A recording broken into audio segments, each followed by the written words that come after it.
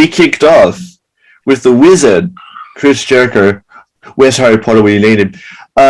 Sammy Guevara and Minoru Suzuki facing, and I'm gonna be terrible at saying this, Shota Umino, Wheeler Yuta, who is a pure ROH champion, and Eddie Kingston. What do we think? Yes, Shota Umino is probably, they got big raps on him. I sort of Googled him a little bit, and he is probably one of the biggest rising stars in all of Japanese wrestling. So definitely a guy to keep an eye on. Wheeler Yuta, I've not really seen much of him, but I was impressed as well. And the good old Eddie Kingston, he's definitely dependable and does a great job. Now the Wizard, you said the Wizard, Chris Jericho. Now I'm going to ask you this. Who is your favourite wrestler? Who's the guy you love the most? He puts hexes on people. Oh, Danhausen. Danhausen. Is he not stealing Danhausen's gig? I'm a wizard, I'll curse you, this and that. Is he not stealing his gig a bit? I mean, look, he might be, but I think he is, mate. I think Jericho's ripped off another dude.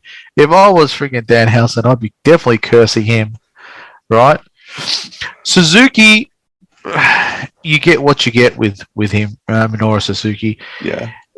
He does that real strong style. Do I like it? Not so much, because they don't sell, like Kingston doesn't sell the shots. Actually, Kingston probably sold the shots much better than him. Yeah. The no selling side of things I don't really like, but the match was great. It was a great match. Started the card off real hot. It really did. It really did. You know, and I haven't seen much of Sammy Guevara, but I'll tell you now, that's a talented guy as well. Oh yeah, very talented. Actually, he was the best guy on their team between, you know, Suzuki, Jericho. Sammy Guevara was unbelievably great, and I've not seen him. Very agile, very slick in the ring.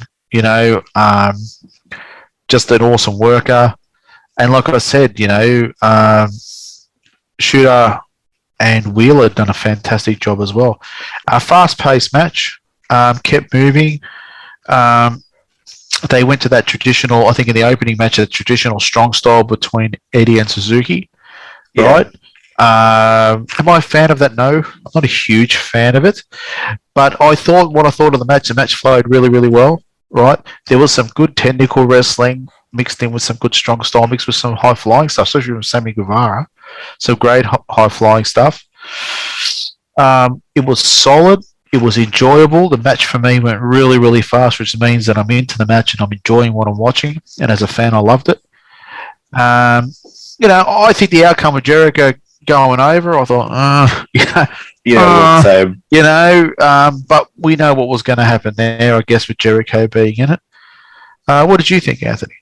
Look, I thought this was perfect to open a card. Like, it was fast-paced, which is what the first match should be. It should be something to get the crowd, you know, ready for the show. It should be, as we've said in this podcast, it should be like a build of the card. It should be something to like start the show but not kill the show, and it work its way up. Which if we look at the entire card, that's exactly what it was doing.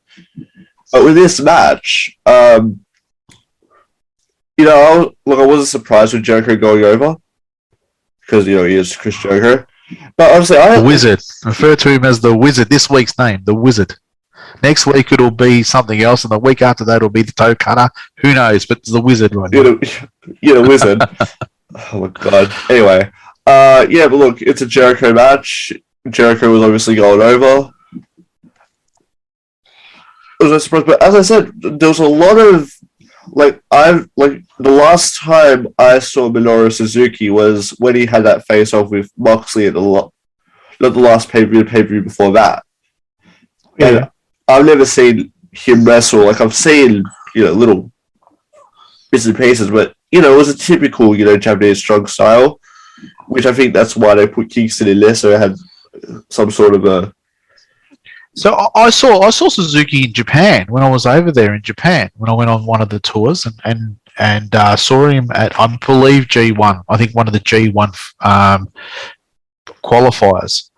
Maybe Yokohama Stadium, I think I saw him in, right? And the guy's always worked that style. He's always worked that real stiff, that what was beyond real, because nobody real gets hit that hard and doesn't sell it, Yeah. So they've got that, that Japanese strong style, which it's gone a little bit ridiculous now at the point they don't sell anything. And Moxley suffers from it too, and Eddie Kingston suffers from it sometimes too. There were spots in some of the matches though that I did really like, which we'll talk about, where there was a really, really good table spot in one of the matches that when we get to it, I'll talk about it. Yeah. But no, great opening match. I gave it 6 out of 10. Suzuki didn't look like fragile in this match. He looked like he was going out there to do some damage. So it was good. It was good. What did you get out of 10, mate? I gave it a 5.5 only because I kind of knew it was a Jericho match, and Jericho doesn't necessarily go over. But I will say that I couldn't keep my eyes off of Sammy Guevara's missus. Good lord. Anyway, what is her name again? What's Ty Conti? Ty Conti. Yeah, Ty Conti. All right. Anyway, Settle. Anyway, I digress. That's probably Pete totally me, mate. Anyway, that's it. You need to be the one that's just going to digress that Pete's not here today. So Pete's not.